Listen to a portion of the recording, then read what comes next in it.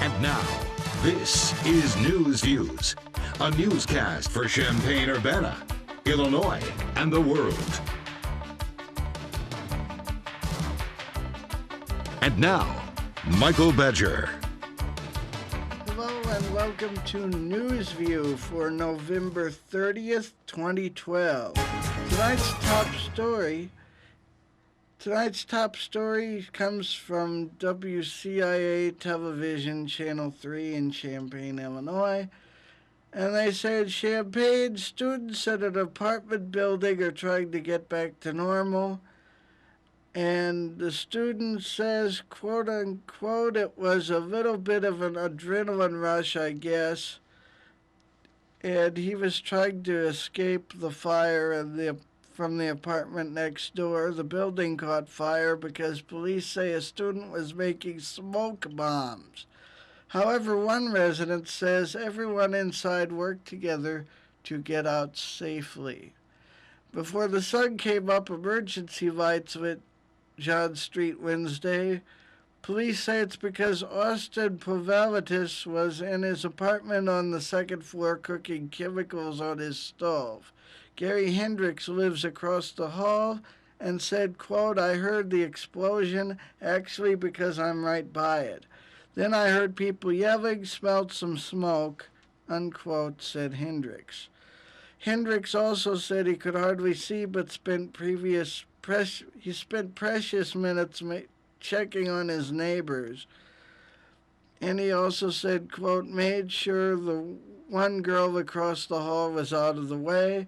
Mostly other people were making sure everyone was out. And they were throwing rocks at windows, running around the first floor, making sure everyone was out. I actually had to break my screen, and jump out the second floor as well, said Hendricks. Police say chemicals, the ones Pavelitis was using, caught fire. He tried throwing a couch on the stove to put it out, and his friend had to jump out the second-story window to escape. Tried to throw a couch on the stove? And they say, quote, Hendricks said me and the other two other guys caught a guy who was jumping out of his apartment right here. 22-year-old Pavelitis was arrested and charged with reckless conduct and criminal damage to property. He had minor injuries and was the only resident in the building who was hurt. Hendricks said there is one good thing that came out of it. He said, quote, I am sure everyone will get back on their feet. Everyone knows each other now, and that's one good thing, unquote. That according to WCIA TV, and you can reread that if you want or watch the video even at WCIA.com or IllinoisHomepage.net. And according to Boston.com, 4 $1 million winners were in the state of Massachusetts. The big Powerball jackpot winners, there were no big Powerball jackpot winners in Massachusetts, but 4 tickets sold in Massachusetts matched 5 out of 6 numbers and were worth $1 million, said Beth Brennahan, spokesman for the Massachusetts Lottery. The winning numbers are 5, 16, 22, 23, 29 with a Powerball of 6.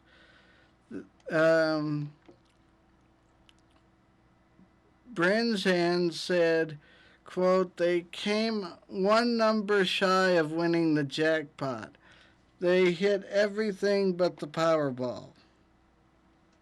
2 of the tickets were sold in Boston at the 7-Eleven store at 1306 Washington Street in the South End and the City Convenience Store at 23 Beacon Street near the State House in downtown Boston.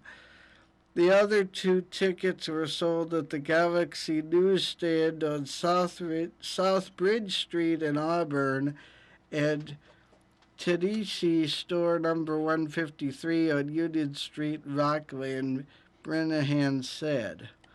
Mary Kay Gilmore of Rockland is the first Bay State winner to come forward with her $1 million Quick Pick ticket, Brennahan said.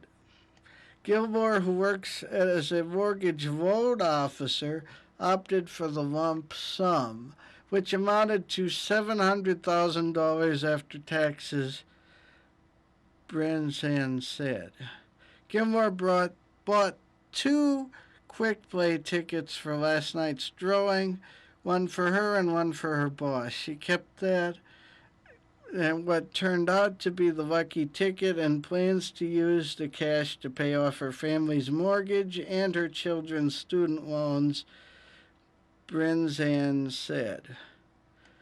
The Tedeschi store will receive a $10,000 commission on the sale, she said. Al Vishman has been district manager of City Convenience for a decade and was excited to hear a lucky ticket was bought from his shop. He said, "I think it's great, quote unquote. Quote, it's great for our customer, great for everyone," unquote. The same store sold $1 million scratch ticket 2 years ago, he said. And he also said, quote, "You can call us the lucky store, I guess," unquote. The district manager hoped to win the jackpot himself and bought a ticket at a different location than the Beacon Street store. He said, "Unfortunately, I didn't win," quote unquote. The two grand prize tickets were sold in Missouri and Arizona, Brennan said, and the winning ticket holders will split the final jackpot, which ended up at $587,500,000, or a $384,747,857.92 cash option, and I read that wrong. I know. There were 58 $1 million winners nationwide, including the 4 in Massachusetts. 2 $1 million tickets were sold in Connecticut, 8 in New Jersey, and 4 in New York. 8 winners, including 1 in Cincinnati, have tickets worth $2 million because they matched 5 out of 6 numbers, but paid extra dollar for the prize increase, she said. 16 tickets sold in Massachusetts were worth $10,000 each because they matched 4 numbers in the Powerball, Brennan said. More than 297,000 tickets carry winning prizes from $4 to $100, totaling $1,772 and $1,772,700. Maybe I read that wrong. Anyway, we'll move on to former President George H.W. Bush was in the hospital. And they say he's been in and out of the Methodist Hospital and the Texas Medical Center being treated for complications related to his bronchitis, said Bush's office in a statement released by the hospital. He is in stable condition and is expected to be released within the next 72 hours. The Houston Chronicle reported Thursday that Bush, 88, had been in the hospital for a week. Bush, a Republican and the 41st president, took office in 1989 and served one term in the White House. As father of former President George W. Bush, he also served as a congressman, UN ambassador, envoy to China, CIA director, and was vice president for 2 terms under Ronald Reagan. As president, Bush routed Iraq after Saddam Hussein invaded Kuwait in 1990, and his approval rating soared to the 90% range. But just 20 months later, he was defeated in his re-election bid by Democrat Bill Clinton. This according to Deborah Quinn Hensel and Corey McLaughlin, edited by Dan Burns, Vicky Allen, and Greg McCune at Reuters. And we'll take a break. When we come back, Crime Stoppers, new bulletin for Champaign County Crime Stoppers, and the crime of this week.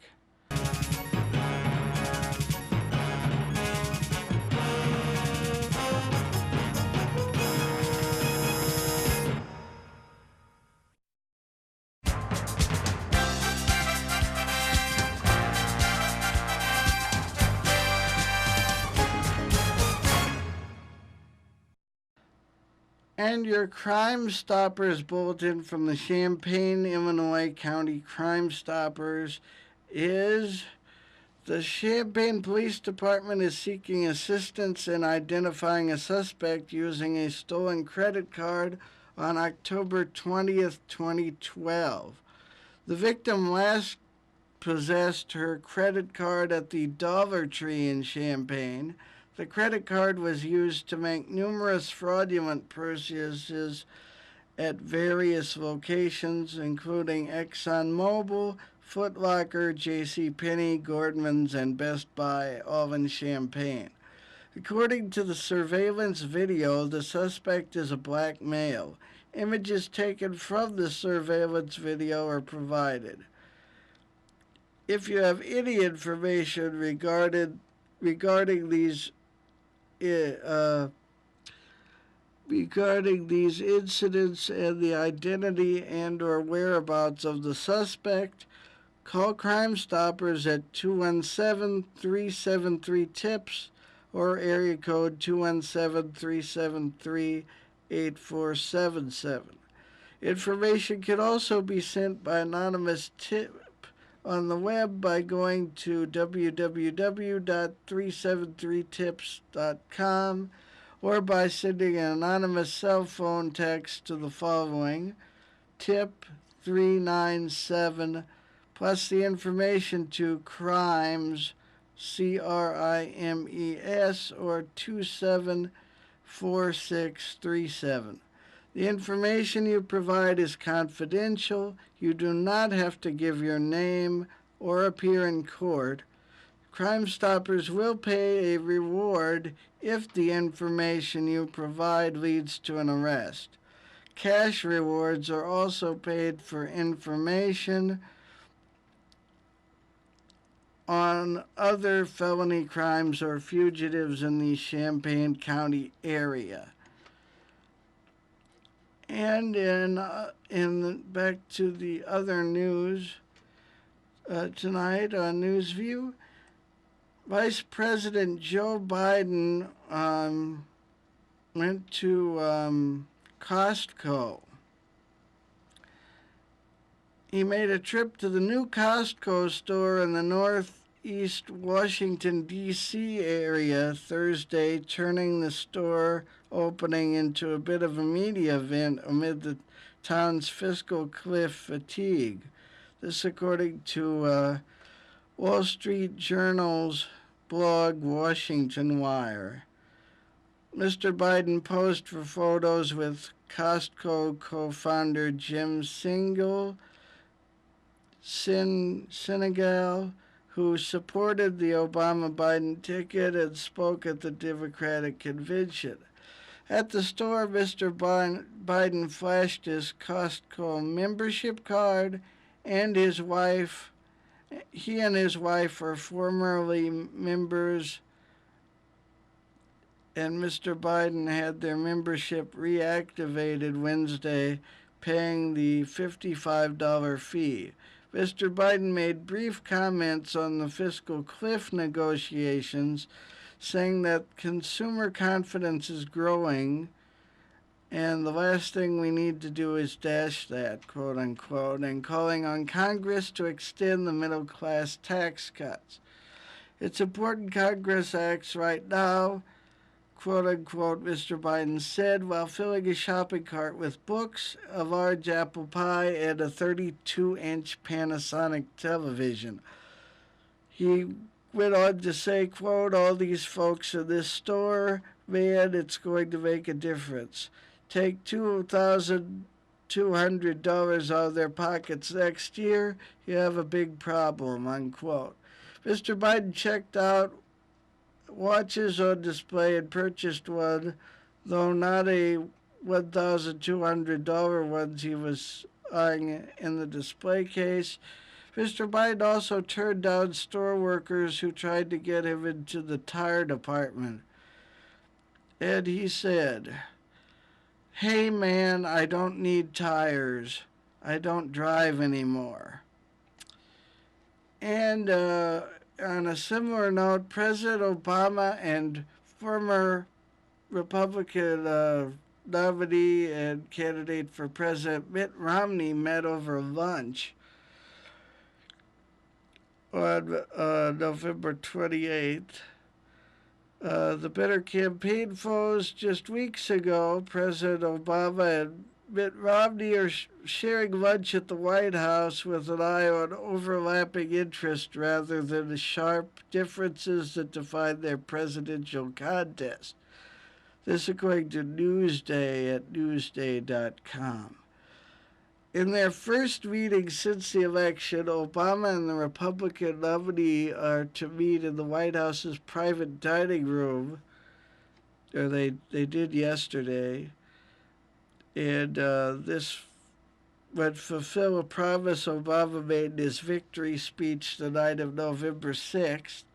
White House spokesman Jay Carney said Obama had no specific agenda for the meeting, but he said the president would like to discuss Romney's ideas for making government more efficient. Obama has proposed merging some functions of government related to business and has asked Congress for authority to undertake some executive branch reorganization. The president noted that Governor Romney did a terrific job running the Olympics, and that the skills set lends itself to ideas that could make the federal government work better, which is a passion of the president's, quote unquote, said Carney. Obama aides said they reached out to Romney's team shortly before Thanksgiving to start working on a date for the meeting. The two men met alone at the White House's private dining room probably yesterday, with no press coverage expected. While in Washington, Romney met with his former running mate, Wisconsin Representative Paul Ryan, at a motel near the White House, according to a Romney campaign aide. Ryan is back on Capitol Hill, where he's involved in negotiations to avert a series of automatic tax increases and deep spending cuts that have come to be known as the fiscal cliff, quote unquote. Much of that debate centers on the expiring tax cuts first enacted in the George W. Bush administration. Obama and Romney differed sharply during the campaign over what to do with the cuts, with the Republican pushing for them to be extended for all income earners and the president running on a pledge to let the cuts expire for families making more than $250,000 a year. The White House sees Obama's victory is a signal that Americans support his tax proposals. Obama and Romney sit down Thursday. It was expected to be their most extensive private meeting to date. The two men had only a handful of brief exchanges before the 2012 election. And you can read more about that at newsday.com. And the weather should come up for Central Illinois. Find out what the weather will be like next on NewsView after this break. Okay, and then did you want me to go?